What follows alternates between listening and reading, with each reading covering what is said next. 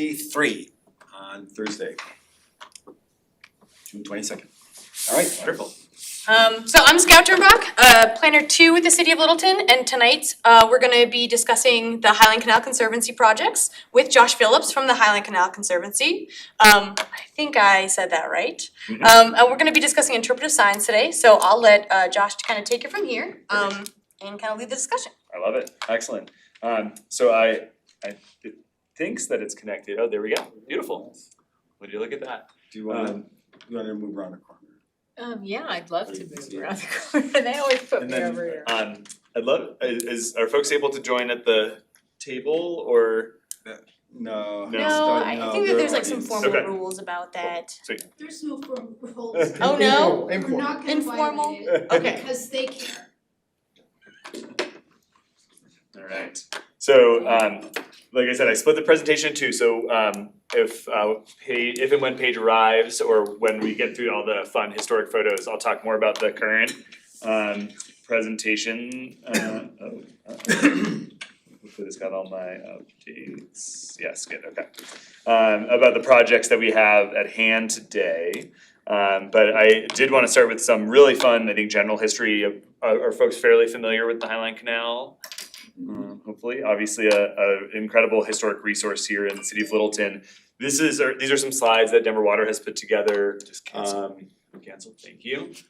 From their historic archives. So this will just be a fun teaser to kind of get us in the mood for some Highline history. And so these are some really incredible photos from the Denver Water archives. One of my favorite fun facts about the canal is obviously it followed the high point of the topography. That's where it gets its name, the High Line. And so the challenge was getting the canal across the natural waterways that it crosses. Those formed these low points along the canal. And in many instances, and at the location we'll talk about tonight, the canal kind of doubles back on itself because the canal came to the low point, would have been piped over the natural waterways historically, and then would double back in the other direction. And in more contemporary times, many of these flumes were actually replaced with siphons, so the water goes under natural waterways. So this is Cherry Creek. And so it's amazing to think, today this is in the midst of a dense urban neighborhood. And so to see it in the 1880s here, with the flume crossing the dry creek bed here, and the site here in Littleton that we're going to be talking about today is one of 3 wooden flumes remaining on the Highland Canal. So kind of fun to see today at Cherry Creek, it's been replaced with a siphon. So this is no longer there. The key dates associated with the canal: 1879 marked the start of construction. 1909, an expansion project, which I'll touch on with the development of the Antero Reservoir up by Fairplay. 1924, the canal was acquired by Denver Water. So it was actually originally a private venture. So it was a British industrialist who had the idea to buy up railroad land grants and then acquire water rights from the Platte and then sell the land with those contracts for the water. And so it started as a private venture and it wasn't acquired by Denver Water until 1924. That was one of the things I learned today. They bought it for $1,050,000. And I did the conversion, that's $30 million in current terms. So yeah, kind of a fun fact for today. And then in 1970, they started the process of opening the canal for recreation. So before that, it wasn't actually allowed to be recreated upon. And so that's when it was actually South Suburban Parks and Recreation entered into the first recreation lease to formally allow for recreation on the Highland Canal Trail, which we think of today. Historically, that was the ditch riders road that was used to maintain the canal before it became a recreational trail. So Denver Water talked, their presentation I deleted a lot, talked about distribution in their pipe system versus ditches and different ways to convey water. This is called Osner Farm, one of my favorite photos. This is at Big Dry Creek in Centennial, which is at the south end of DeCoven Park. So this is like across from where today you have South Glen. So just another amazing kind of bit of context to imagine what the land would have looked like before the canal, kind of running through these rural lands. One of my favorite maps of the canal, this kind of hand-drawn, you can see the canal squiggling its way across the metro area and some of the expansion projects, the Antero project. Oh, that's a cool graphic. I didn't know it did that. This is fresh from a Denver Water presentation. These were the stock certificates that provided the contracts for water with the Northern Colorado Irrigation Company. So kind of a neat relic. They have the physical stock certificate still at their archives at Denver Water. This is an interesting one, the Highline, also known as the Platte Canal, which was a nickname I was not familiar with. You see in some of the original texts reference to the British ditch because it was a British investor who dug the canal.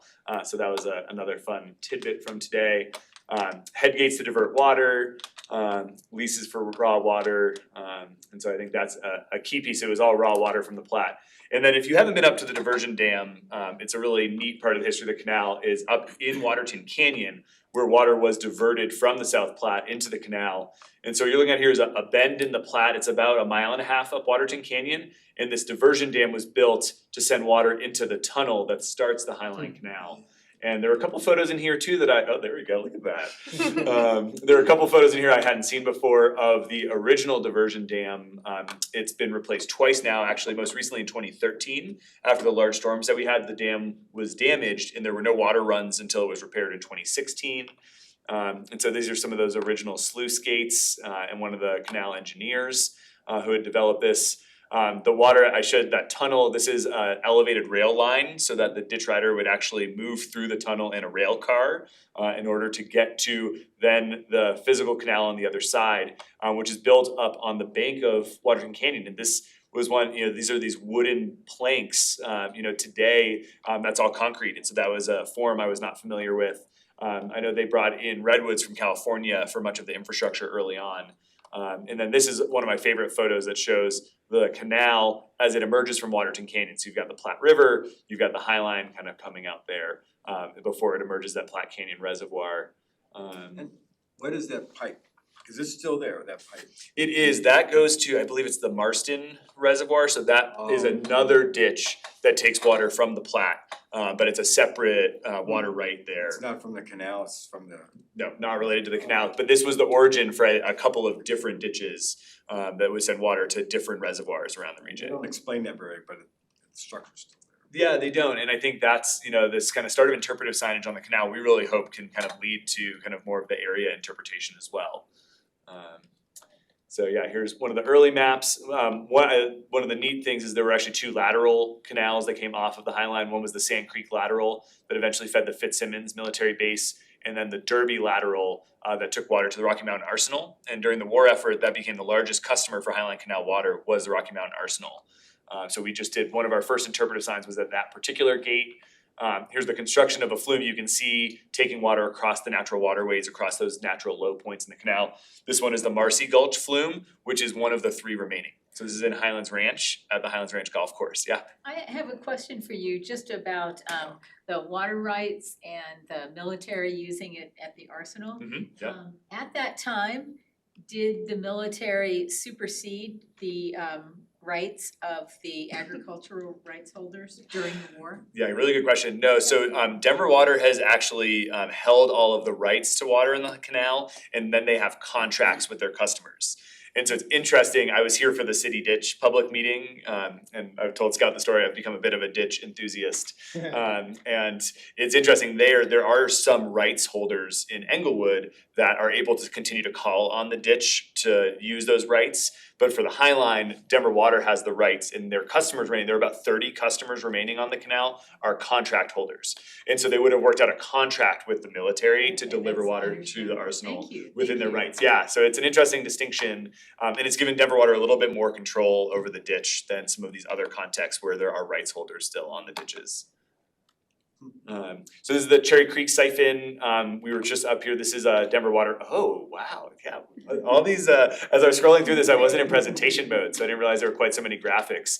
But it's interesting, the siphon, this is the wasteway that goes back to Cherry Creek. This actually still remains in a fairly similar state today.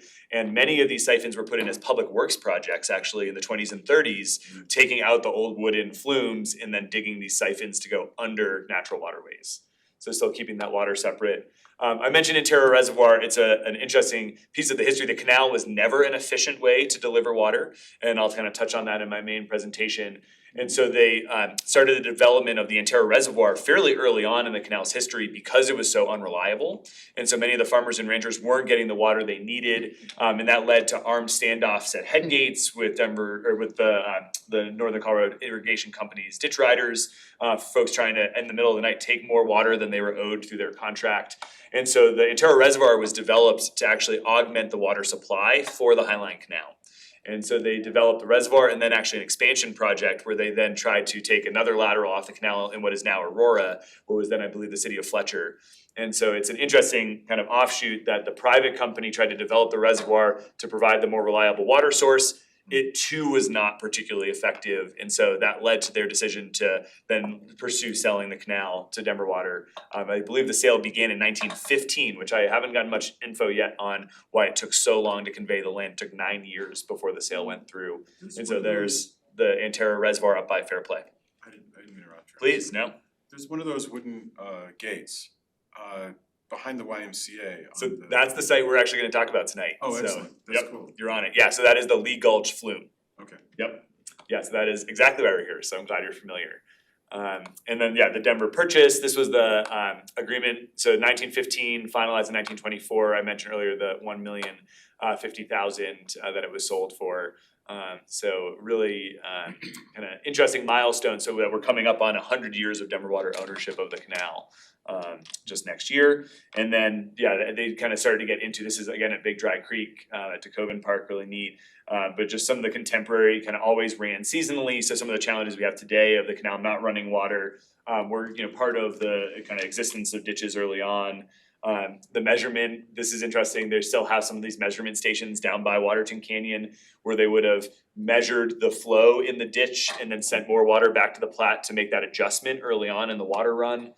So really, that's one at Waterton Canyon, trying to really tell the story about just how incredible that measurement would have been. And this is one of the hydrographers who would have been measuring the water flow, and actually one of the Denver Water Commissioners who would have been looking at the amount of water flowing in the canal at the start of a run. This photo in 1920 of the trees. This is one of our favorite photos of maintenance of the canal. You can see the cut banks and erosion, having to soften the banks.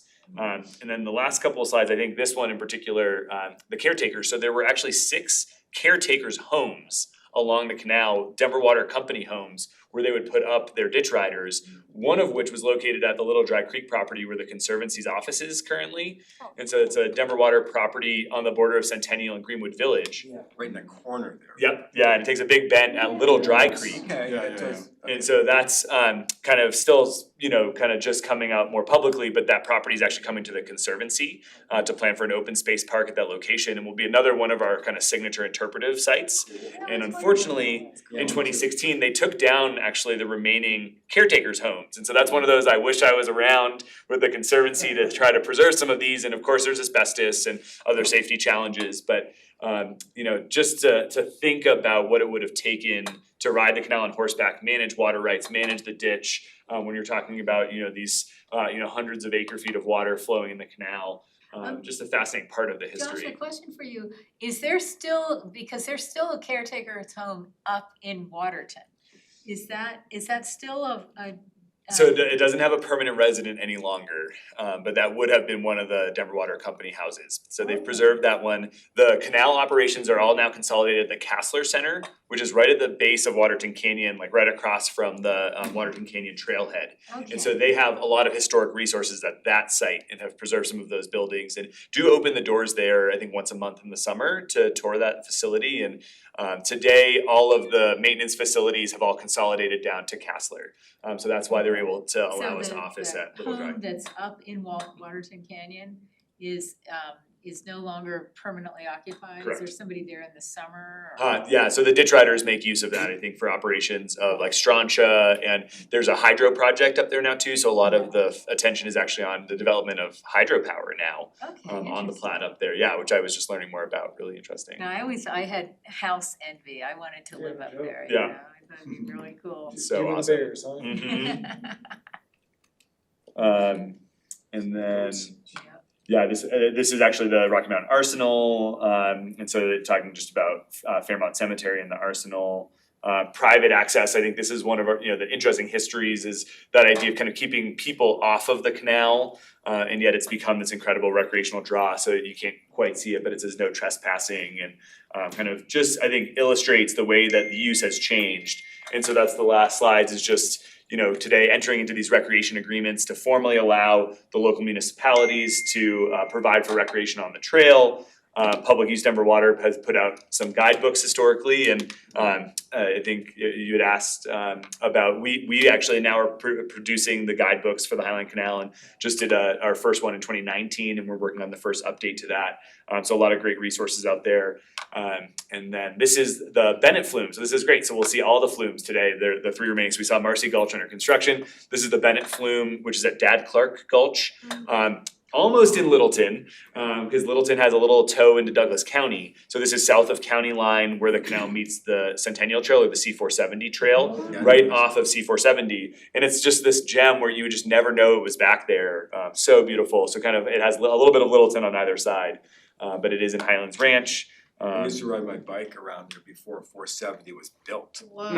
And nothing was on county line. It was Right. 40 years ago. Yeah, It's right, end of the really, world. now it's kind of just congested in there, but It is, Very. yeah, really developed. And I just learned too, that they took the foundation for one of the caretakers' homes that was at that site, and they put a bench on the foundation, so they've repurposed that, but there's no plaque, no interpretive signage. So that's a good segue, I would say, into kind of the conversation today, which is the start of placing interpretive signs on the Highland Canal. And our interest really coming to you all is just to start to really engage the local communities along the canal more, to make sure that the stories of Littleton and the other cities and counties along the canal is really captured in the interpretive signs, and that we can make this story relevant to residents and capture all of this unique history of the High Line. But really, I like to think, so the High Line originally had 165 head gates that would have served water customers. And I like to think every head gate has a story to tell about a farm or ranch that was foundational to the development of these communities, that today is preserved as a park or open space, or maybe it's been subdivided into homes and neighborhoods, and that those residents may not know the connection that that land had to this ditch historically. So that's really inspires me, and so I'm excited to be here and share more, and actually be getting to a point where we're starting to develop and then fabricate signs to get out on the canal. It's an exciting moment for the project, so. I know, I'm thinking back, it's been a while since I rode my bike there, but I always saw that slab there, I was wondering what it was for. Yeah, and it's a perfect example that there are all these resources out there that without signage, without interpretation, that opportunity to learn about that history and connect to it is lost. And I think, especially with just so many transplants in the region too, just that connection to water in the west and the evolving environmental conditions on the canal. The fact that the canal gave way for all of these cottonwood trees and riparian trees that otherwise would not have been there without the water of the canal. I see a lot of corollaries with City Ditch in how if sections of the ditch are filled in and you lose some of the trees and vegetation, how are we telling the stories about these historic resources? And it's an important moment, I think, with the growth of our region to preserve what we can out here. Nevada ditch is another critical one. Yep. Because if they close that, it's like on the west side of the South Platte Park. Yep. Lose all that riparian habitat. So I'm happy to get in. Are we still expecting one more board member? No, she's in Florida. Oh, she's in Florida. Perfect. That's a long commute. Oh, well. Still, I that knew was Amy really wasn't making interesting. it. All right. So I probably gave some of this background, but I should probably give a better introduction of myself. So I'm the Director of Planning and Implementation with the Conservancy. And so in my role, I work with the local Parks and Recreation departments, the local municipalities, and the stormwater managers. And I'll talk more about the emerging use for stormwater management on improvement projects, planning for the canal's future, a lot of conversation around operations and maintenance, as I think you all know that's a key consideration for municipalities. And so interpretive planning is a small role. It's one of the many hats that I wear, but it's one that I'm most passionate about and have really kind of come to love more and more as I get more involved with the project. And so, as I said, really excited to be here. So I'll go through kind of the general slides about the improvements happening on the High Line, and then we're gonna zoom into the Lee Gulch Flume and what we're calling the Lee Gulch Landing amenity area, which is the project that's gonna have an opportunity for some interpretive signs and panels, and hopefully get the conversation going about what content might be highlighted on those signs. So the canal, 71 miles, 860 acres, which I think that's one, when you see your slice of the canal, typically only about 100 foot wide in terms of the whole property. You might not think of it as this grand open space, but when you add up all that acreage, it is 860 acres. It's almost 3 times the size of City Park. It's larger than Central Park in New York. We've updated some of our figures, 340,000 residents within a mile of the canal, and over 1 million trail users as of our 2021 trail count. And so some of the history I've gone through, you saw this photo in the Denver Water presentation, but completed in 1883, acquired by Denver Water in 1924, open to recreation in the 70s. So I mentioned this too, I think it's a really key piece of the conversation though. So the canal is an incredibly inefficient way to deliver irrigation water. And so as a ditch enthusiast, you have to grapple with the fact that 60 to 80% of the water diverted into the canal is lost to seepage or evaporation. So easy solution is line the ditch and lose all the vegetation, and you can still move water efficiently, but you lose so much of that natural history, that kind of physical history that's present on the canal today. And so that was certainly not the goal of the project. The arc of the plan has really been to kind of rethink last century's infrastructure. You saw this photo too, and really plan for it as this century's open space network. And as you saw with 1 million trail users already, I think we have a unique opportunity to leverage the existing use. This is not a new park or a new facility. There are users out there that already love this resource and just may not be familiar with some of these histories and the connections that it has to their community. So the Highland Canal Conservancy we formed in 2014 with the mission to preserve, protect, and enhance the canal in partnership with the public. This is actually a photo at that Little Dry Creek property. So the kind of fence on the left shows the start of the property there that Denver Water owns, the old caretaker property. So it's a neat one. And the key to our success has really been the partnerships that we have with all of the local governments. And so that's part of my role, is I manage what we call the Canal Collaborative. So that's the way that we work together with all of the governments along the canal, including the city of Littleton.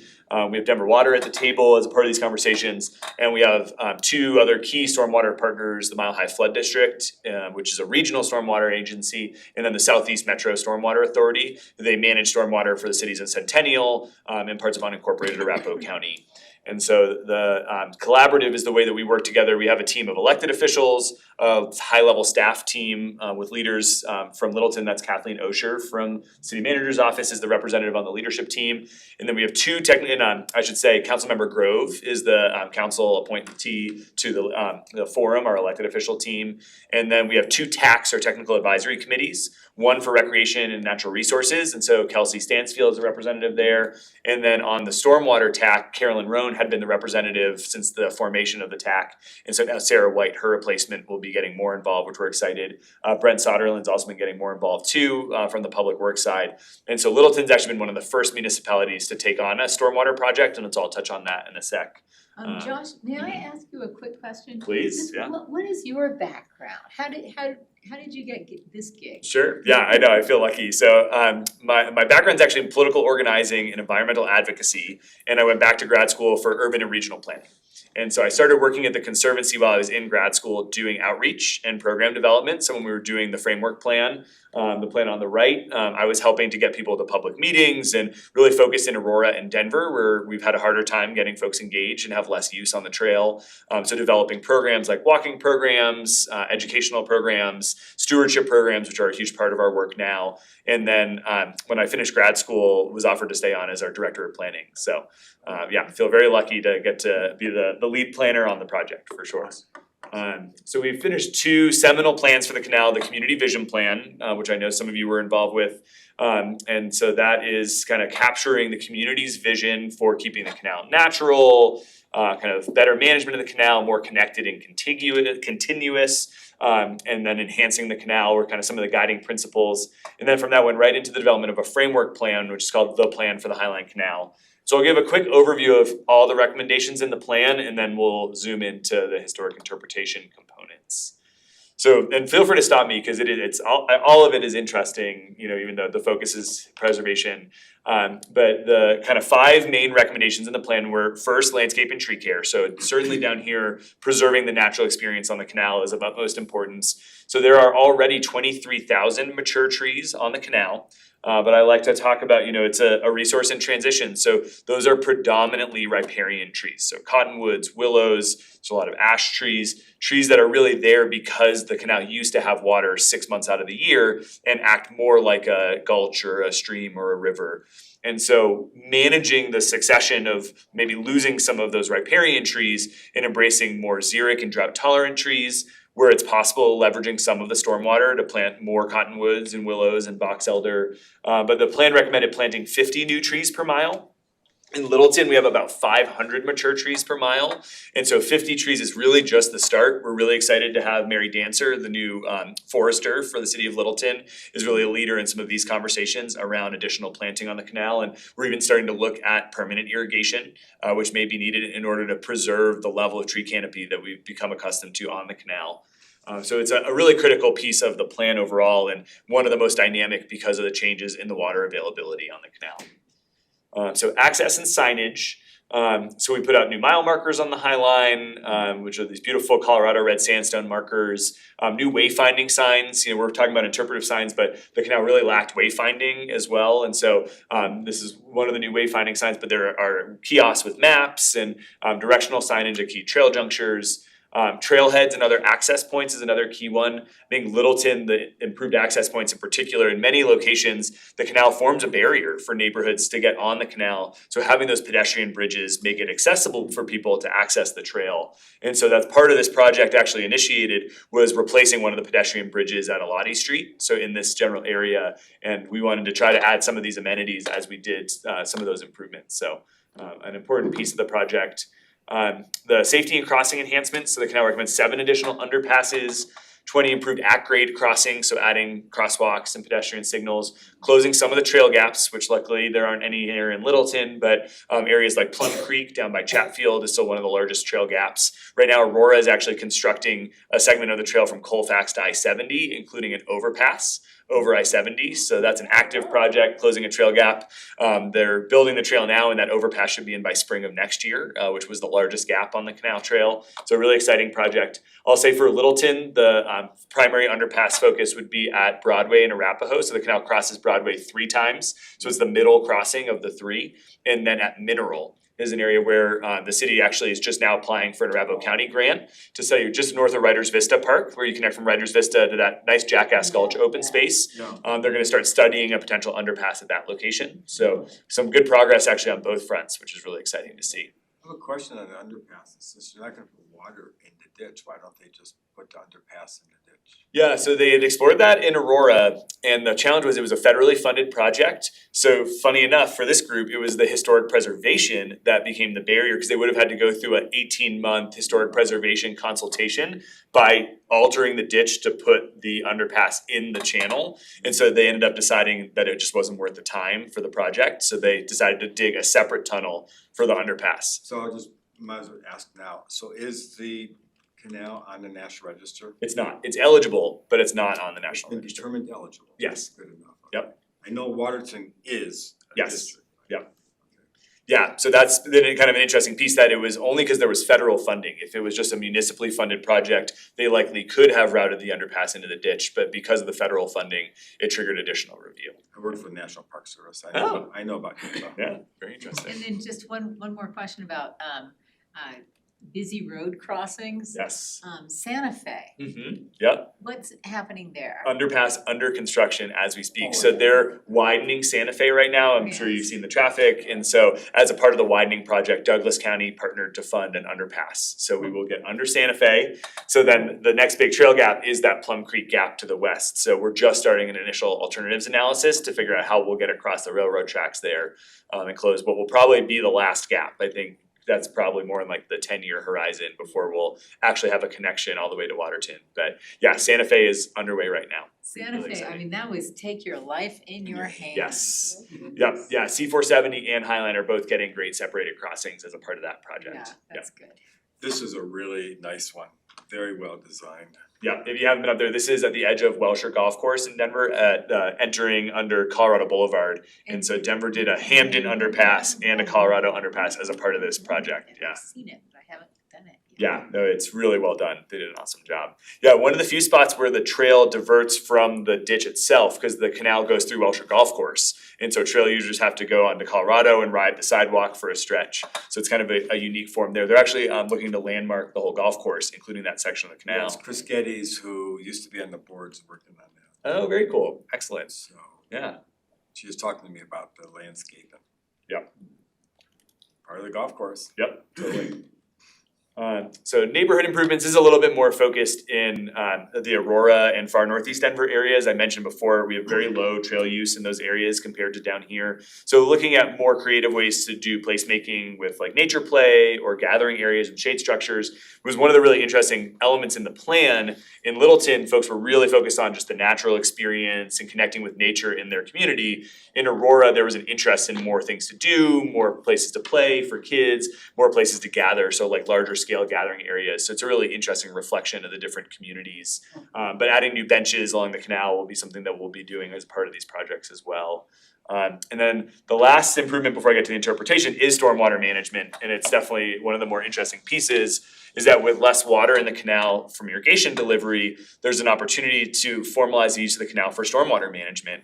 And interestingly, in many locations in Littleton, there's already quite a bit of stormwater reaching the canal. And I have a photo of the Gulch flume with stormwater gushing out from the big storms in May. And so the city was actually one of the first agencies to adopt a stormwater project. And so it's in the exact area we're talking about tonight, from Windermere Street to Lee Gulch. It's about a mile long. And so there was a redevelopment of an old ranch property on the north side of the canal, and it had no curb and gutter. So it was like an old ditch conveying the stormwater from a neighborhood to the south. And when the developer was redeveloping, they were being asked by the city to put in curb and gutter in that section. And they said, well, wait a sec, we're conveying all the stormwater from this development to the south that's crossing the Highland Canal. So historically, stormwater would have been piped over or even under the canal in order to avoid mixing with the irrigation flows. And so the city worked with the developer and said, you know what, why don't we discharge that stormwater into the canal? And so now if you walk across at Windermere Street, there's a small outfall that stormwater comes in, and it's one of those, you know, I geek out and we got a photo with the outfall when it was first finished and get excited about stormwater. But that is the future water source for the canal, is the occasional discharge of stormwater that would then be managed in the canal. It's only allowed to stay in the canal for 72 hours, so it's a temporary hold before it then needs to be returned back to natural waterways. And for this stormwater project, that's at Lee Gulch. And so it's a really neat opportunity to educate people, not just about the history of that flume and the use of the canal, but also about its changing use as green stormwater infrastructure today. And so the stars on here are just the 6 projects that have been formalized for stormwater management. We were just looking at the Denver section. It's the first section where they've actually added these water quality berms in the canal, which is one of the recommendations, is to allow for water to kind of pool in certain areas where solids can settle out of the water, and then it's released slowly over the course of 24 hours after a storm. Other projects are a little less interesting, other than the one in Douglas County, where there was a developer there that actually pulled back the banks of the canal. So it's an interesting preservation question, where they wanted to discharge their stormwater, which has all these environmental benefits, but they did actually change the form of the canal from its historic form in order to discharge more water.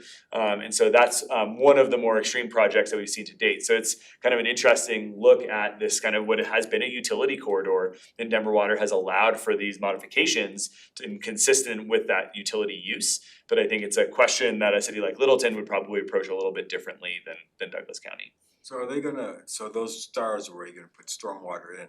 There's a lot of other places where stormwater flows in right now, like at Little's Creek. Yep. Process. Absolutely. So yeah, these are where we like to say that they formalize the use of the canal for stormwater. And so not to get too sidetracked, but it is key for the city of Littleton as you're evaluating stormwater, is that what Denver Water has done is when you take on a stormwater project, you take over maintenance of the canal and all of the vegetation. So for the mile that Littleton now manages from Windermere to Lee Gulch, the city of Littleton is responsible for pruning the cottonwoods and removing them as they're dying, for clearing out debris from the ditch, for treating invasive weeds.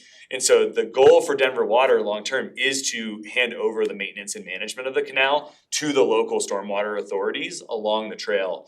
And so right now, actually, I believe City Council just approved the second stormwater project, so I haven't even updated this yet, is at that second Broadway crossing from Broadway to Broadway. There's a discharge of stormwater up by Euclid, by the middle school there. And so the city's taking on another half-mile section of the canal from the second Broadway crossing to the third Broadway crossing at Cayley, which is another really interesting historic site at Cayley, which is the gate to the lateral that took water to Kettering Park, is right up there at Cayley. And so the city's now responsible for maintaining that section as well. So over time, we're working with the city to hopefully take over responsibility for maintenance of the canal throughout the city of Littleton. South Suburban Parks and Rec would still be responsible for the trail, and typically it's about 6 feet on either side, but the rest of the corridor could be coming to Littleton for maintenance and management. And it's an expensive endeavor because we're going to be losing so many of those cottonwood trees. It's going to be facilitating the safe removal of those in the coming years is quite expensive. So not part of the presentation, but it is something we're working on. Is actually we're raising money for a maintenance endowment that would help support the local governments taking on these new maintenance responsibilities. And so that's a key challenge we have with the local governments. We love talking about interpretation and new underpasses and crossing enhancements for the governments. They're the ones who are grappling with how they're going to pay for this ongoing maintenance in the future. So it does complicate our ability to make improvements. The good news with the interpretive signs is actually the Conservancy, we've committed to maintain all the new signage on the canal. So that's one less thing for those local agencies to maintain. So when we talk about interpretive signage, it's something that the Conservancy will be maintaining in the future. So could they take storm runoff, Mhm. like we've had a lot lately? Yep. Like out of Lee Gulch or Big Dry Creek and temporarily put a certain amount into the canal? Just for that 72 hours. Just for, but, cause there's been, Yeah, and that's the water rights issue. So the temporary hold, so even a detention pond, water can be held for 72 hours, but then it needs to be discharged back to the natural waterway, which then makes it back to the Platte. And so it can be a temporary hold, but it's not something that is, like when we think about like Kettering Park and the lake there, you can't just take stormwater to fill the lake no, without having a right for that, yeah. might improve the water quality though. Yeah.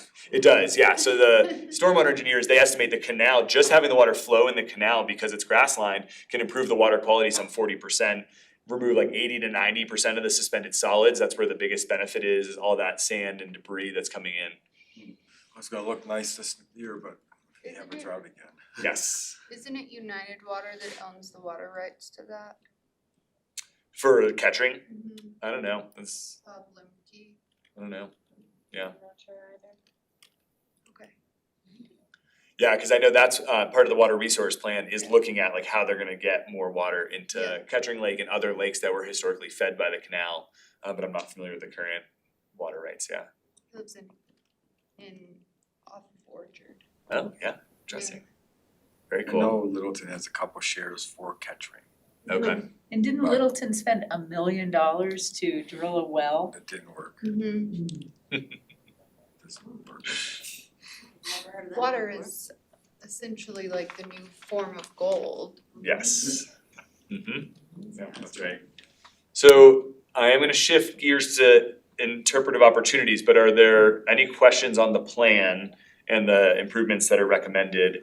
I guess I'd say the plan, when you add up all of the underpasses especially are quite expensive and all the projects that I showed on the screen, it's about $130 million in improvements that are recommended in the plan over the next 15 years. And the city's government sources are expected to fund them. So yeah, it's and I didn't put that slide in, but the idea with the underpasses especially, we've been very successful getting federal funding for those. And so actually it's anticipated that as much as 50% of the funding could come from a mix of federal sources, state sources, private fundraising the Conservancy is doing. So the hope would be that local governments are actually footing like less than half of the cost of the improvement projects. $60 million. Yep. Okay.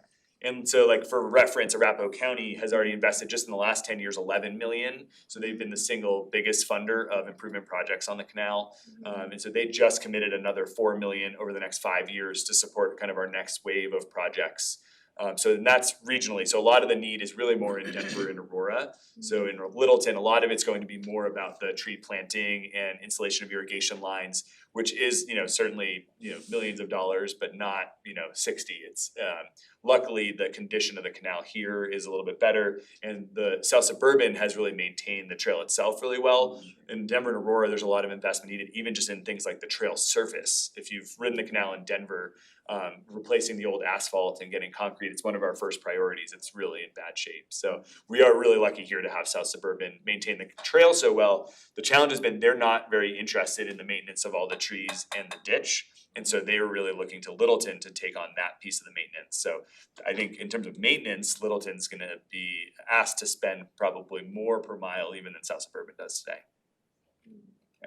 So at Mineral, Mm-hmm. could they run the underpass in the canal? Possible, yeah. Yeah, and so the grant that they just requested from Arapahoe County is for a design study, so It'd be a lot cheaper to do that than. yeah, be a really interesting discussion. The challenge being that there is quite a bit of stormwater in that section, and so I know they can do these like divided culverts where there's a recreation culvert and then stormwater can move separately. Big Dry Creek under Bellevue, Yep, exactly. though that probably flooded the last couple of times. In fact, it has, they've gone down and looked. Today probably flooded for sure. Yeah, and that's, Denver, they built Cherry Creek, it's, the most popular bikeway, it's also a flood facility, so you're accepting that 4, 5, 7, 10 days out of the year, some of these trails are just not going to be accessible. Yeah, that's not a big deal. Yeah, when you're in that flood condition, it's not great Shouldn't be biking there anyway. regardless, yeah. All right, so what brings us here tonight are some interpretive opportunities. So I just wrote this today because I wanted to try to frame out, because this is really just hopefully the start of the kind of interpretation of the canal's history. And so near term, we have 2 opportunities. One is at Lee Gulch Landing, so we're gonna talk a lot about that particular area around the Lee Gulch Flume. The other is at Jackass Gulch. The city's actually doing some channel restoration work in that informal open space just north of Mineral. And as a part of that, they're adding an overlook, leveraging the spectacular views of the mountains. It's one of the best views anywhere on the High Line. And as a part of that pull-off, we've been asked to develop content for one of the interpretive signs. And so between the 2 locations, there are 6 interpretive panels that will be developed. And so that's really what I'm here today kind of mostly focused on, is trying to get some insight and maybe some connections with the museum and just kind of figure out who will be the best partners in developing that content and thinking through the messages that'll be on those signs. Midterm, we have applied twice now to the State Historical Fund, both in COVID years, so with a little bit of an impact to their revenue. So we're hopeful that going back probably in the spring next year, we could be more successful with an application to fund a complete historic context. So it'd be a full research project to document the complete history of the canal and really the connection to the local communities, and then create an interpretive plan that would be the plan for how you'll do signage and interpretive and educational programs, really help us think through how the interpretation comes to life on the trail in the future. And then we are raising funds, about $250,000 canal-wide, for interpretive panels. So more traditional, kind of text and interpretive signage that could fund probably on the average about a sign every 2 miles. So sites like the Lee Gulch Landing will be more of this interpretive hub where you can go and learn a lot. In other places, it might be, I think of right when you turn the bend after Jackass Gulch and there's some of the old barns there and the old lake that was fed by the canal. That would be a great place to have an interpretive sign. So just dotting at some of these initial historic resources, some signage along the way. And so that's kind of in the midterm. And so that's what we're looking to apply and pursue funding for. Long term, there's so many opportunities on the canal to educate about environmental and natural resources, could become school opportunities to learn about riparian habitat and wildlife, flora, fauna, and then programming and educational opportunities. So you can imagine tours and educational walks, kind of story tours. We get a lot of comments about how we should have QR codes all over the canal where people can listen to oral stories. And there are still some ditch riders out there that have just tremendous history about the canal. So the possibilities are really endless. So it's kind of hard to start to break it down, but I think for the historic context in our grant application, one of our ideas is to form some type of historic resource advisory group where we would invite representatives from Douglas County, Littleton, Denver, Aurora, the different history museums and historic societies to participate as kind of more formal advisors for the historic context and interpretive plan. And so we're hoping to kick that off this year in anticipation of that big grant application in the spring. So we're really excited. We've been starting to partner more with the Public Lands History Center at CSU. And so Jared Horsey there, who also right now is the state historian, has expressed an interest in maybe being the faculty lead for a project like this and could oversee a researcher. For a historic context of this magnitude, we anticipate hiring someone for 12 or 18 months to be full-time researching, going to the different libraries and museums along the canal, documenting all the archives at Denver Water. Those were just some initial scans. They've got thousands of photos we want to document, because you can imagine pairing up some of those historic photos with the sites where they're located, so that when you go to the Cherry Creek siphon today, you can look at the photo of what Cherry Creek looked like before any development in that area, and then look off in the distance and you see the tech center and you see Havana and all the development, and really contextualize some of that history for people. So lots of opportunity long term, but right now we've got these 6 interpretive panels that we're going to focus on. So that's what I'm going to talk about, but definitely hoping that this is really just the start of our partnership with you all. So here's the context map. So the project area we're looking at started at Windermere Street, where I mentioned the stormwater project begins. As a part of this, we were designing a replacement to the pedestrian bridge at Elati Street. Here's that YMCA. And then we've got the Lee Gulch Trail, and we're looking at this area at the bend here. And I'll go back to one of the first points I made about the canal making these horseshoes or these loops. And so the Lee Gulch Flume represents one of those low points, and it's one of these what we call the valley landscapes. The landscape architects love that idea, that the canal doubling back on itself forms this valley in this view corridor. And so we're really fortunate here at this particular site to have not just the flume, but there's a Denver Water access road on both sides of the flume that will allow us to put these interpretive signs and some of the improvements off of the trail itself. So that instead of stopping on the side of the trail with bikers zooming behind you, you can actually have this more immersive experience where you step off the trail and have what we're calling the Lee Gulch Landing, where you have a view down to the flume and a view off to the west as well. So we did a couple rounds of public engagement in 2021 and 2022. This was one of the walks that we did, and you can see the flume in the background here. So that's the physical structure. This is one of the photos I took on one of the walks, where you start to see that this is off of that landing, where you have this area that comes off the trail and kind of contextualizes the flume. And then I mentioned the stormwater returns to the Lee Gulch at this location. This was May 12th, but just last month during that 3-day incredible storm that we had. This is just stormwater. And so it was amazing. The water was moving faster in the canal during that storm than it does during an irrigation delivery. And so just the volume and flow of water was really incredible. So, to imagine that after storms now, you'll be able to go to this location and see this waterfall effect of stormwater returning to the gulch. It just underscores the importance of this interpretation to tell people what they're looking at, that when there was a water delivery, those gates would have been closed to allow the water to continue moving in the canal. During the stormwater events, you have the water returning to the natural waterways. So it's reverse engineering this old infrastructure that was built to keep water separate, can now be used to actually return water back to the natural waterway. So many little themes and stories like that to bring to life, yeah. Like the storms we've just had, could you close those gates and allow it to fill up all the way like to Tacobin Park just for 72 hours and then drain back out? So in theory, yes. The challenge is that by Tacobin, we actually have a couple of spill locations. Yes. So the canal, in some locations, there's so much water that could overtop. One of which is by Franklin. So actually the spill location is right into the neighborhood there. So if you didn't send this water into Lee Gulch, that spill would actually get worse. Oh, okay. Yep, and so the waterways are like these opportunities to reset the level in the canal. And there are only 13 of these connections back to the waterways for the stormwater to return to then get to the Platte. So it's a critical release valve for the canal in these storm events, yeah. So if it was a smaller storm, it's possible that you could keep the water flowing, but in these large storm events, this is a kind of an emergency protocol, yeah. As of today, we're at 14 inches since May 9th. Unbelievable, wow, Of the spring. yeah, it really And what's is. our average for the year? It's something like. 15. Yeah. My So gosh. I brought a couple copies of the site plan for this area. And so we're gonna, put on the landscape architect hat, and I don't know if, is 2 enough for you all, and I can give one to the audience here. So this is the final site plan. Because And is so that, generally, with you can kind of see like the arrow points to the flume off the screen. and if that's 11 by 17, I can go make a copy. Oh, yeah, You want me to go do that? I can make a color copy real quick. sweet, perfect. I know there was a lot of color, so I didn't wanna do too much printing. So this is, the flume is just off the screen here where the canal takes this bend and it goes over the Lee Gulch Trail and Lee Gulch itself.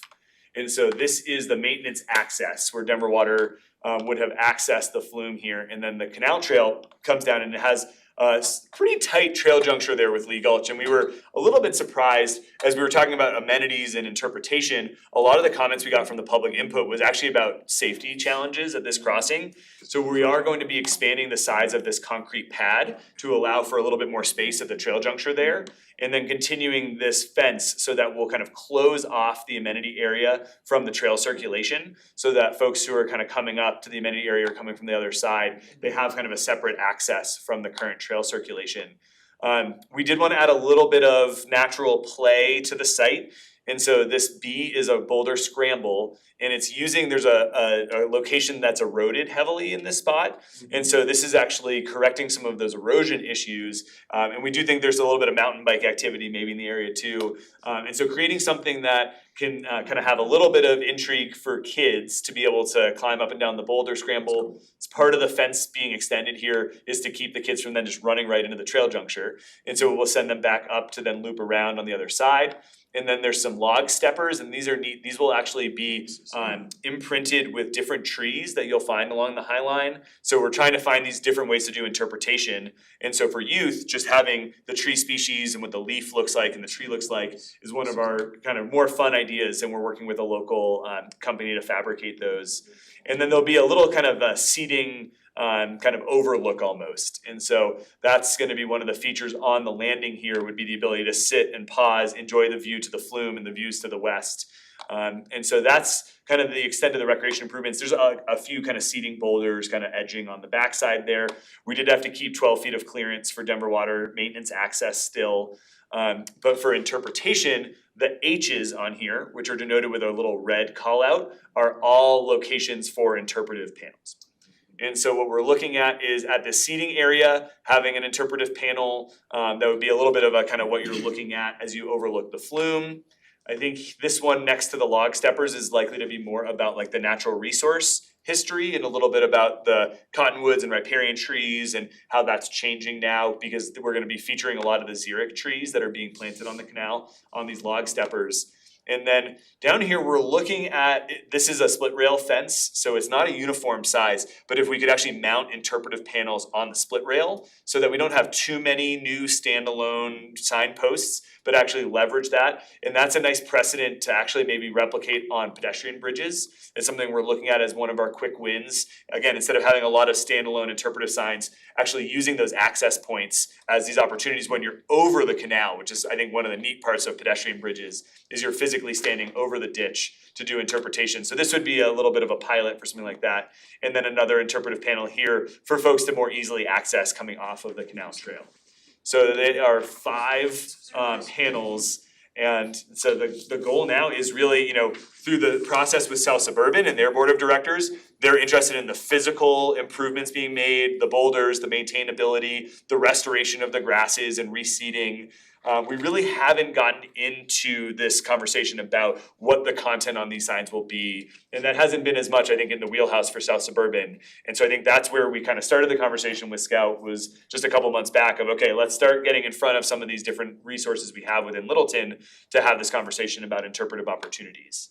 So I'm on my last 2 slides, then we'll get to conversation. And sorry I know it's a lot of info, but appreciate your interest tonight. So we have placed 4 interpretive panels along the canal thus far. And so I wanted to kind of show the general look and feel of the interpretive panels to date. And I think, we're trying to balance, there's so much information to interpret about the canal, but we are gonna hope to make them a little bit more graphically interesting too. So I think what I love about the Lee Gulch site is with 5 panels, you can have maybe one that's dense like this, maybe like your 201 or 301 content, but there's a chance to do some more basic signs. And we put in some money in the budget for some illustrations, I think especially around the flume and to have like an illustrative diagram of how the flume would have operated and why they kept the canal water separate from the irrigation or from the natural waterway. And so having them actually sketch that out, we work with a graphic design firm named called Art House Design. And so we're just kicking off our conversation with them actually next Thursday, so this is really timely to start getting some input about sign content. But generally, we've kind of approached these as these 3 panels. So the first one is kind of your general history about the canal. The signs so far have all gone in locations where there are active stormwater projects, so talking about the transition to green stormwater infrastructure. And then really trying to do more of a local highlight. And this one's neat, this is called the Mich-Helmer Cabin. It's one of the few historic structures still standing along the canal. It's a 19th century home that they're actually restoring now, an 1870s homestead.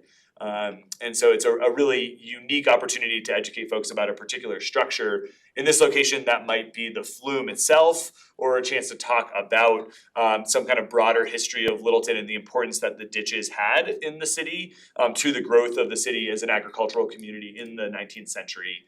And so lots of room on a sign like this for a lot of great stories, a lot of imagery. We kind of tried to improve upon like some more like quick facts and like quick takeaways folks could get. I don't know if in PowerPoint I can really zoom here. I have one copy of this one. Do you Go want make a it? bunch of copies. Yes, I'll be right back. When I want a copy. Yeah, that, Okay, and this I'll be is one that we're doing in Denver at their stormwater project in Eisenhower Park that we just installed last month. But just some of the quick, completed in 1883, delivered water through 165 head gates, 71 miles long, 860 acres. And then a context map here too, to show you where you are within the canal across all 71 miles. And so there's a chance for this to become kind of like the standard, panel on the sign, and then everything else is an opportunity to be custom. So, so far I've been drafting most of the content and then working with Denver Water and their archivists to review, and then the local municipality will review as well. I would love to find others interested in producing content, or if the History Museum already has content that we can really pull. I know on your website, there's some really great historic resources as well that can be drawn from. The content development, until we have a grant where we can have a researcher working on some of this with us, that's been kind of one of the capacity challenges. And I've been happy to step up and volunteer, but I know, folks with more preservation experience, I think we'll be able to hopefully help also make this really accessible, because I think that's one of the challenges. Is your goal with an interpretive sign is to write it at a 5th grade reading level. And that's been a challenge to document the history of something as complex as the Highland Canal. And so again, I think a site like this with 5 interpretive panels, you kind of had a chance to have the range of the kind of entry level content all the way to maybe something more intensive like this. And so Scott will bring back the Denver sign that we have, so you can kind of see how it compares. But the last slide I have is when we did our surveys for the city of Littleton, I was really heartened. We asked about the types of improvements people wanted to see, and 46% of people said historic signage, and 37% said they wanted to see more educational signage. And then when we probed that a little bit more, we started just getting into a little bit of what are the types of themes that the residents of Littleton are interested in. And I loved that nothing was least interested, so that's good to start. There was a lot of interest. Everything was at least a 3 or above. But I think you can see the environmental and history and heritage really standing out for folks. But really close behind, making and running the canal. How did the canal function? And I think a site like Lee Gulch, where you have that historic flume, obviously stands out as, talking about the engineering and the functionality of the canal. And then the canal today, so that transition to green stormwater infrastructure, those all really stood out from the community feedback over artistic or sculptural elements, and then interactive children's resources. And I will say, our surveys, like most surveys, do tend to trend a little bit older in our responses. So it's not terribly surprising that interactive children's wasn't popping for that audience, but yes. How many people voted in? Yeah, we had, it was like over 200, I think 212 if I recall. I was just looking at the survey. So yeah, it was definitely concentrated in that immediate kind of heritage area, kind of around the Horseshoe Park community. Yeah. So yeah, definitely stronger concentration from that area of Littleton. Yeah, is there a way to get like a vote from a broader demographic? Yeah. Cause like I get what you're saying Yeah. on this, and I think that the numbers probably are somewhat, but 212 isn't a lot of people. I know, we've always talked about doing like more of a statistically significant survey, but it is quite expensive to get a broader audience, whether it's like phone surveys or mail Can we, surveys. how did you do this survey? Yeah, so it did go out through South Suburban and City of Littleton, so we tried to take advantage of your channels and through our community of all of the people on our email list in Littleton, which we do have, I think, almost 1,000 Littleton residents on our email list. So we have a decent reach. So I was I was a little surprised. It was a fairly dense survey, so I do think that, to your point, there could be maybe a chance to do just like a signage specific survey where we ask people more about themes versus this was at the end of a long survey more about like the physical improvements at Lee Gulch. And so that's part of why it was only 212 people, cause it's, They you know, getting tuned folks to out. spend like 15 minutes on a survey is a relatively big ask. Impossible. Let's be real. Yeah. Okay, sorry. No, but I love the idea of, you know, if this is gonna be the first time people really see interpretive signs like this, trying to get a broader view of what they're interested in. Having like a quick survey to figure out what people wanna see and what Yep. they'll interact with, I think is really important, cause Yep. putting up a sign that nobody looks at is a waste of time. Right, yeah, that's the other thing I struggle with is I think in a survey, like these terms, I think don't always necessarily mean a lot to the general public either. So one of my ideas has been actually having like a couple bullet points of like what interpretation might say about making and running the canal or about history and heritage, so that people can get a better flavor for like what's interesting to them. And so I think maybe through this process, as we start to flesh out some initial themes, like I think bringing that out through a survey would be a great next step. I love that. I haven't taken any notes yet. Term climate change, that might Need give paper, let me something know. going. I'm gonna get my demographic in. Yeah. instead. Yeah, I mean, we're wet now, but we could go a year or two without water. Yeah. So stormwater won't make any difference. Right. Yep. I know QR codes are becoming more popular. Would you think about putting a QR code on here Yeah, and then linking to all these other resources? Everybody really bored and wanna look at something. yeah, and that's been one of my questions that we're looking for input on is, yeah, where would you want that to take you? Is it to a static website that has more information, or is it to like almost like an audio accompaniment? That's been something we've talked about, cause we were doing a walk in Douglas County, which is gonna be kind of the next big interpretive area right where the canal starts.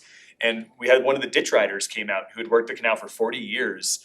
And so we were talking to him about doing like an oral history where we would do interviews with him over a period of time and capture some stories. So it's like, if people scan the QR code, are they looking to like really go deep and spend some time like really learning more? Or is it more just like something they can share on social or send to their friends? I think that's, you know, what is the goal of the QR code has been one of our questions. I just think that like if you're out in nature, the last thing you wanna be doing is listening to something and not interacting with the people you went there with. It kinda Mhm. takes away from the whole purpose of it.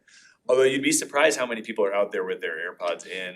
You're I listening don't to like it. those. Well, yeah. Yeah, I don't I'm either. not, I'm, yeah. Josh, I just learned how to do QR codes, and for our preservation celebration, I created them for these questions that tie to our website. Oh, nice. And it works really well. So what I would say is Do a QR code survey. you could do that, but do it to a website Mhm. that can be managed.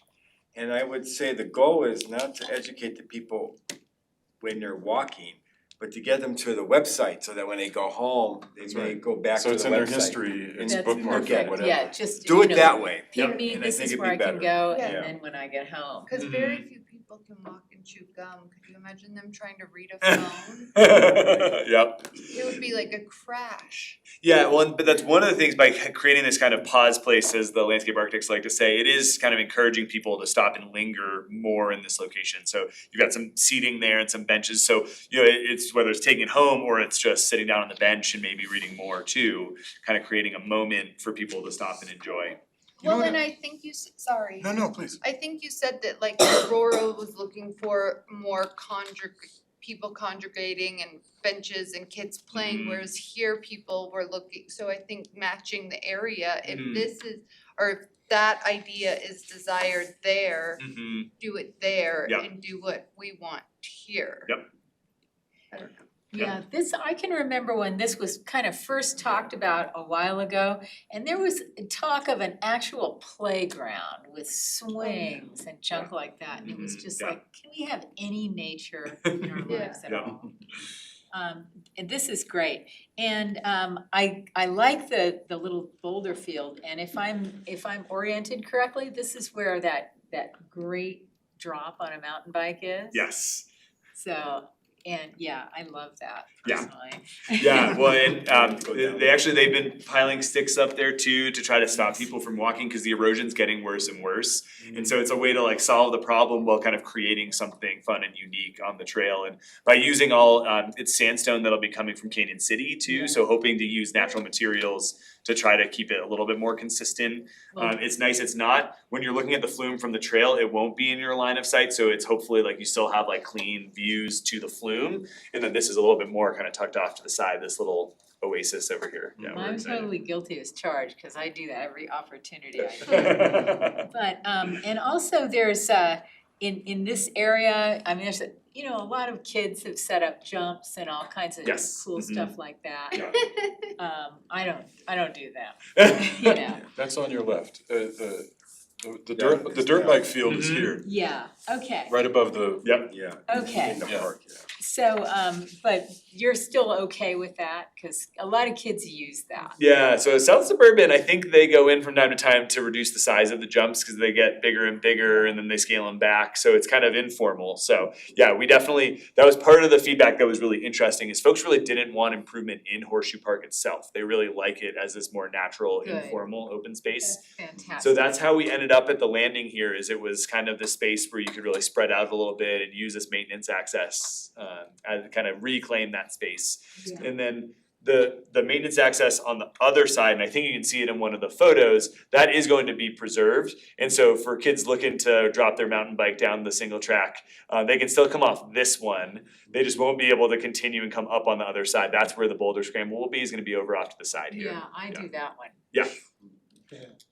And the flume itself, when was that flume built? It's a good question. That is part of what I think we're hoping to unearth with you all, and probably with the staff from the museum will be our next step, is to see what information they have within their archive, and then with Denver Water. So yeah, we have not found that from just the few resources that we have, but we are hoping that we'll get that type of information to be able to add to the signs. Yeah, cause this was one of the things I was kind of surprised at, that flume's been there for as long as I've lived here. Yes. But when you said it's one of the original flumes, the old wooden flumes. Yeah, so it's and I'm one- like, what? Yeah, so there are only 3 wooden flumes remaining. So our best guess has been in that it would be from the 20s. Wow. But yeah, we don't have a date of construction on that at this Okay, time. that's So yeah, yeah, fascinating. one of my favorite experiences with the flume was when the irrigation run started. It would have been 2 years ago now. Denver Water did do a brief spring irrigation run, and I was going out to see the head of the irrigation run. It was really a neat experience to see the water coming down the canal I have, at the start it's of the very run. cool, Really yeah. neat. And I get to the flume and the water's getting there and it's seeping out through all of these planks. Yeah. So I call my contact at Denver Water and I said, the flume is leaking, you gotta come fix it. He said, no, it takes 24 hours for the wood to swell Yeah, and it exactly. seals all those cracks. And so it's just fascinating, just you would look at it and think there's no way that could carry water over this waterway, and yet it's designed to swell as that water begins to flow, and then it does carry the load of the canal. Yeah, really. And it was leaky underneath it, Yes. I remember that, so that should have been my first clue. Yeah, exactly. And so in these large storm events, you might get some of that too, when there hasn't been precipitation Yeah. and the water's just getting to the flume. Yeah, and one of the things that I have heard is that in order to, a lot of that landscaping is, well, it's not landscaping, it's just vegetation that grows there, has been there for a long time and it's well established. And it only takes a very, very short run of the canal to maintain that. I think one in the spring and one in the fall. John Hostry was saying that. Yes. Oh yeah, that's my predecessor at the Conservancy, Yeah. And yeah, that's so this is very nice. This is much nicer than what I was afraid of, so. Yeah, and that's one of the options that was presented to the community was that more active kind of play feature, and so yeah, we definitely got some good feedback on that, and I think where we landed is, yeah, it's a really nice kind of balance of a little bit more activity, but still really natural. Yeah. And then we're leaving spaces for trees, so that is one thing, we won't plant them as a part of the construction, but the Conservancy will come, I think there's 12 spaces on that landing that we're setting aside where we'll come in for trees and they'll be truck watered for establishment, so. What's the goal for this time-wise? Like when? So South Suburban has their Arapahoe County grant, so I think they're intending to start construction in October. They have to wait till the irrigation season ends before they can start, so they'll be replacing the pedestrian bridge at Alati and starting the site work here. The signs we're gonna put in outside of the bigger construction project, so I think we're hoping to have the sign, kind of the physical signs developed by that October timeframe. The content can still be kind of being reviewed and finalized, but I think it's key having all the themes and knowing what types of signs there'll be. Cause that's, I think, one of the pieces, I showed that kind of the standard panel. I think what we're hoping here is to maybe try out some alternative sign approaches and look at, it's hard, we always hear people are interested in like, things for kids are like open a door and you can learn more. It starts to get hard to maintain things like that. And so we'll have to kind of strike the right balance here. But having not all 5 look quite the same. So that's one of the conversations we're having with Art House is maybe trying to establish a couple of additional sign types for the canal that can kind of be precedent we can use in other locations. So we have to have the physical designs done in October and then the content can still be being finalized. So that's the timeframe we're looking at. So the hope would be this would all be, definitely open by the spring next year. I have a question, cause like at the Denver Art Museum, they have like an interactive like scavenger hunt, like find the gnomes throughout the, like, would there be a way of like, of creating a scavenger hunt so that people would visit every post along this canal? I think I love games. And I've seen other places that have that Yeah. too, kind of like look out for this symbol Yeah, and, or like you get a letter off of each one and it's like a password to like a secret website. Cool. Yeah, I think Yeah. that way you'd bring everybody from top to bottom. Yeah. So, yeah, I think something like that may need to wait for the full interpretive plan. Just because as a part of that, we'll be planning out the like 35 or 40 signs that would all go in canal wide at once. That's gonna be the one challenge, just because these signs are going in before any others. What we have referenced so far would be like if you continue a mile this way, you get to the McShelmer cabin, or keep an eye out for this head gate. And that's what we've done so far, is more like directing people to physical infrastructure they may not be able to see nearby, but that does create a little bit of a scavenger hunt. The one at Eisenhower, which is the one that I think you all have the copy of.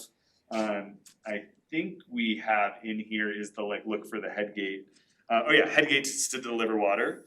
Can you spot head gate number 85 on the bank of the canal? Now, one of the things is like no kid is like reading this little blue call out box, so I think that needs to be on like a more fun graphic sign instead of like the big text heavy sign. But that's been one way we've tried to get kids, especially I think looking for the head gates, because it's one of those pieces of infrastructure that it's easy to miss as you're walking along the canal, and those are where it has the tie to those historic farms and ranches. But I think in the bigger interpretive plan, if we're putting out a sign every 2 miles, that's a chance to start to like have them play off of each other more. So it's really neat. That is not an idea I think we've heard. So I really like that. You've got a diagram here on this example where of the Highland Canal as green stormwater infrastructure. But you're indicating the water movement and so forth. And walking under that flume a lot, I could use a diagram. Yeah. I mean, because it would be super useful to me, and also a 40 years younger version of me, to see how water works with that thing. Yep. What it's expected to do. So I'm so glad you said that, because that's I said we put in an illustration budget. So we're envisioning one of the signs would be like more of an illustration of the flume that shows how the water works, carrying the canal water over and then the natural water under. Because that way you can look at it Yep. and understand what you're seeing. Yeah, and I think whether that's at the seating area or that's gonna be one of the ones that's like down when you're closer to the flume, like that could be like right here, kind of looking up at it, looking at the diagram, seeing how it works. So we haven't done an illustrative one like that, and I think that too, those are gonna be much more accessible for people when it's more of a drawing with some arrows, not as text heavy. It might almost look like this kind of blown up, so it's more graphical, so glad that that's of interest, that's great. Who's responsible for maintaining this flow? So the flume is Denver Waters now, but I know they would love to, as they cease to use the canal regularly for irrigation delivery, get these stormwater agencies more involved.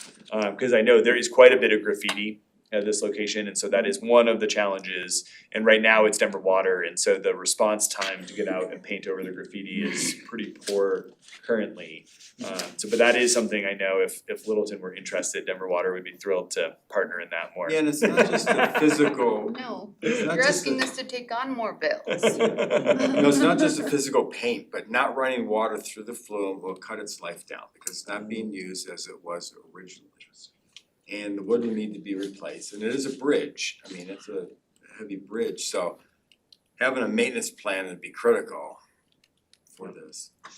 Yeah, we've talked about that with our state historical fund application.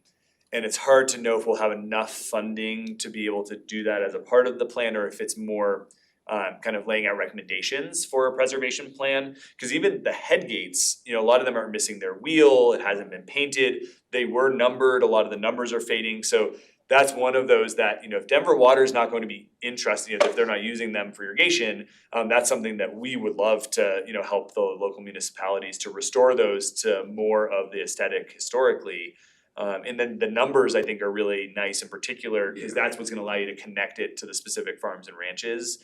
And start to, in Littleton, they're so close together, it's really nice here that you can really start to kind of experience that kind of scavenger hunt along the way. I really think that piece is gonna be nice, especially as we eventually might have like small signs you can imagine at each head gate that would say, this gate fed this particular farm, it was farmed until 1997 when it was subdivided for this neighborhood, really helping folks make that connection. But that's easy maintenance, but the maintenance of the flume Yeah. is a critical one, cause Yeah, I hadn't thought about the lifespan So piece, you that's have a to really interesting. really look at that Mhm. because it's quite old. Preservation is all about maintenance. Yes. No maintenance, no preservation. Yeah. Have you thought about landmarking it in Littleton Both a local landmark. as a local landmark? We haven't. Yeah, what do you think? Well, If anything, I think it'd be good. In the whole canal or the I think flume it brings more specifically? It's only attention to it. one of only 3 in the whole system. Yeah. I think it's something for you to think about and talk to Scout about that. Yep. And Denver Water would have to be the one that landmarked. It's 100 years old. Yeah, Denver Right. Water would have to be the one to landmark it, so you might ask them. But then they would be the one that would have to preserve it. No, just cause you landmark it doesn't mean there's charge of preserving it, it still would be they would still do it through the Conservancy. Would it be, is it for some reason not eligible for like a non-consensual or like non-owner authorized designation? I think the Conservancy can probably work that all out. I Okay. mean, it's been determined eligible, Right. so that's done. Yeah. The easy work, the hard work has been done. The easy work is just filling out a couple page application. And that's the canal itself. Yeah, but I'm sure it covers the structures on the canal Yes. too. So, Yes. or however they did the determination of eligibility, I don't know what they actually did, Yeah. but. Yeah, and that's part of the state historical fund piece is just really kind of compiling all that documentation and, really making it more accessible to the public and to all of our partners. But the one thing a local landmark does, it gets the canal in another database, like the Littleton's historic database. So just another place Yep. for people to find out about it. Nice. Yeah, and finding out is important, especially as we have people that might be new to the West. They Yes. don't understand that, ditches Water. and water in the West is very, Absolutely. very, very different. And so that would be important. Yes. And also, one of the things that is so interesting, people have lived along this canal for years, their whole lives in Mhm. Littleton. And even though, it was not, quote, open to recreational use, every single, person who grew up in Littleton Floated before the canal. 1970, Yeah. I mean, they all swam that canal and did all manner of stuff in that canal. And it would be really fun to kind of capture those stories. Cause it's not like, like big deal, a kid is swimming in the Highland Canal. But it's cool little stories that show that, Those are fun. kids are Yeah. kids. Yeah. And Carolyn- they make it personal, and that's something that I think is important, cause Yeah. there's so much down here that is historical, but nobody knows why or what it is, and it makes it feel impersonal. Yeah. It just looks like an old thing. Carolyn Ashbaugh, former city councilwoman who lived in Littleton, grew up in Littleton, would float the canal. She would tell me when she's a little girl, so this is in the 1920s. That's cool. And the ditch riders hated it. And so they would be trying to evade the ditch riders all the time. But it go a long way. Well, and it's a long legacy from the Yes. customers evading the ditch riders, taking excess water, to the floaters wow, evading the yeah, ditch that's riders. We got a crazy theme cool. developing here, I love that. And also being a ditch rider was a dangerous job at Yes. that time, Mhm. because, you know, there Well, was, yeah. literally, people would get shot. Yeah. And that's a profession that isn't as familiar to most people in a modern context. And so I think that it would be nice to tell their stories as well, to tell the stories of the ditch riders, what they would do, what those responsibilities Yep. would be. Cause I think that that's something that, like, you know, I've heard a lot about, but especially in the terms of this conversation, but I don't know if there's a lot of attention paid to their occupational history. Yep. So Josh, one local group that you wanna talk to would be Historic Littleton Inc. Okay. I'm on the board, and then Gretchen Rice Hill, who's here, is also on the board. And we've been thinking about doing more surveys of the agriculture properties in Littleton, Oh, cool. which would tie into all this. So you might wanna just touch base with Gretchen before you leave. Not that I'm giving Gretchen that job. Sounds like it. Gretchen's like sneaking out the door right But it No, would then see, cause we wanna expand agriculture for our website, then it'd be another link. Right. Yeah, and I think that's really what we're looking for, is it's not creating all this new content about the canal, it's really finding where that story is being told already and then really bringing that into the more comprehensive story, so Yeah. would love that. That is, I know that I think you all were on our list when we were Yeah. applying for the State Historical Fund in the past, we've always reached out, but having a representative on like some type of historic advisory group for the canal and really starting to formalize that partnership would be wonderful. And a lot of those laterals are gone. I mean, there were a ton of them in Littleton. Yeah. Broadmoor had one. Yeah. And it's gone. Yeah. I mean, when I moved in, I could still, when I bought my house in 82, I could still see where it went. You know, it's closer to the King Supers, right through there, kind of following Slaughterhouse Gulch area. Yep. But I knew where it was because of the tall cottonwoods that were still remaining. Totally, They're gone now. right? So, and of course Kettering, and there's a whole bunch of them around. Mhm, yep. Well, yeah, I didn't realize that some of the Kettering lateral was actually still above ground too, so Carolyn from the Water Resource Manager, she sent a map of where it's below ground and where it's above ground, and so I know as they're doing the park plan, it'll be really interesting to see what kind of interpretation could be done there too. Okay. And that's, you know, that is interesting, and it connects, we have no connection to where our food comes from and the process of that, and that's one of the things that's so neat, the kind of naked agricultural history of here in Littleton that people can look at. But I went to a meeting with John Hostery several years ago when this was kind of all just getting started.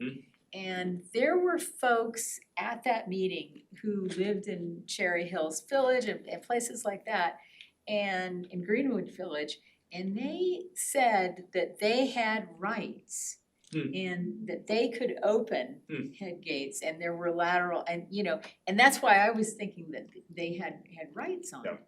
And those people believed they had rights, and they pulled off the High Line.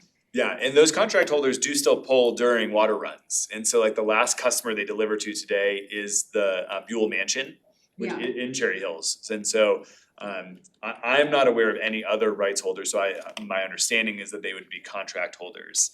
But they still do draw water during irrigation runs. And what about, I forget the name of the farm, but it's in Quincy Cherry Farm. Hill. Yep. The one, the green and white one? Yes, yeah, that was the Cat Anderson property there. Yeah. And so the Cherry Hills Land Preserve is actually taking over the programming on the property there, and so Yes. they're doing some great preservation work, and they actually own the canal for that short section just south of Quincy. It's one of the few pieces that's been conveyed, and then have an easement back to Denver Water for access. Okay. So that's a really unique spot on the canal. Yeah, But I know, yeah, they've been doing some programming at the farmhouse there, and so it's another great example, I think, of an important interpretive location, and so that's, I think, just, this first batch, as we think about like a sign every 2 miles, some of these sections, that's really only gonna be scratching the surface of Yeah. all of the stories that can be shared. And so I think the QR codes and thinking about how we, it's not, there's not like every 50 feet a sign, but figuring out how you consolidate some of that storytelling and use some of the online Yeah. resources. And I think that's going to be really important, because it's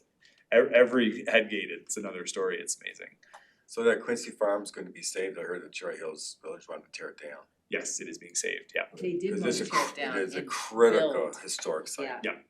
It's the beginning of Cherry Hills Yeah. Village. Yeah, and the Land Preserve, they've actually, I think like reconfigured their mission to actually really focus on that property in particular, because it is really the, most significant heritage site within the village there. I'm It's a so great happy with house. that, yeah. Yeah, and they have their first full-time executive director too. I know she just came in to meet with our ED. That's pretty Yeah, amazing. really nice. Alright, well, it's getting close to 8, I think we've talked about this a lot. This is great. Thank So you. we'll wrap up and, This is, Keep us I posted, agree yeah. with him. yes.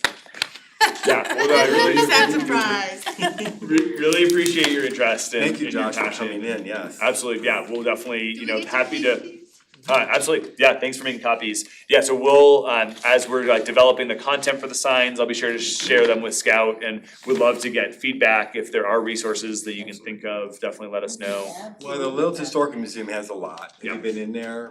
No, I haven't, So we're so, gonna read some of the panels, there's a few panels that talk about the Highland Canal. Okay, nice. Excellent, okay. And Talk there's to Gretchen too, an and- extensive archive. Yes, at the Littleton. yeah, so that's what we would really like to start to tap into some of that, so. And you can get Gail Keeling too, right? Yes, yeah. Yeah, So- she has Highland Canal stories. Yeah, okay, I, Well- somebody with a 3D printer. any other questions, We I went think through Scout the and Mike? I know. No other questions about this issue. Just a quick outline. I think we're shaping up right now to have a discussion, to have the July meeting be 2 public hearing items and then a study session item to do kind of like a working group to come up with a survey plan. So that's what we're looking at for July tentatively. And that would be on July 17th. July 17th, Monday at 6:30 p.m. in this room. I am, Okay. right now, scheduled to be in Wyoming then, Okay, so I may miss that. okay. Just How many people do we need for a quorum? I do not know. He's No, like, I'll is be it there. mandatory for me to come then? 7, 4, 5. You can come to Wyoming with me, how's that? No, we'll hook you up But by I'll follow up satellite. with that. Thank you for letting me know. I'll let Wendy know. Okay, Cool. That's San Diego Comic That's it Con. from me. great, Really? thank But I'll be you. here for Monday. Mike, anything? Then I'm going to San Nope. Diego. All Shut right. up, you go. All right. You go. Well, I'm going to adjourn this meeting at 7:58, so we don't make it to 8 o'clock. Thank you. Bye.